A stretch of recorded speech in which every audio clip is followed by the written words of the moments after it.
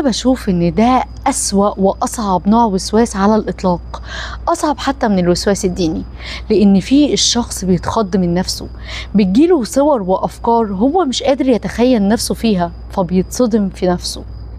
يعني مثلا أول حاجة إن بيجيله صور إن هو بيأذي حد، واحدة بتقتل بنتها، واحد بيخنق مراته، حد بيعذب أمه، أفكار صعبة جدا وصعبة قوي إن هي تتنفذ.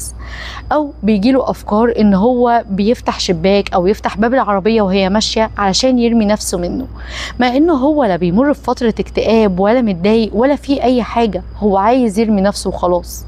أو هو سايق يحس إنه عايز يدوس حد كده من باب للطاق، حد ما يعرفوش أصلا، أو يدوس حيوان.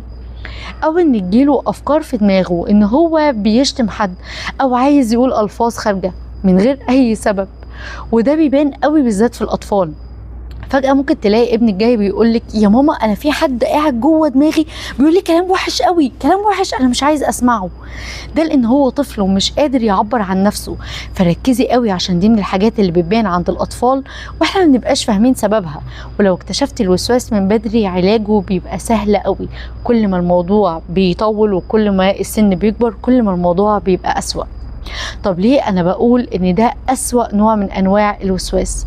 لأن كل الأنواع اللي فاتت والأنواع اللي جاية اللي هقول لكم عليها أنا قلت إن الوسواس عبارة عن أفكار أنت بتعمل تصرفات عشان تسكتها، بتسمع كلام أفكارك عشان تسكتها. لكن هنا بقى أقول لي الشخص ده هيسمع كلام أفكاره إزاي؟ هيروح يقتل حد؟ هيروح يقف لحد بسكينة؟ هينتحر 3-4 مرات؟ الموضوع هيبقى صعب. عشان كده بقول لك الشخص ده بجد الله يعينه على نفسه.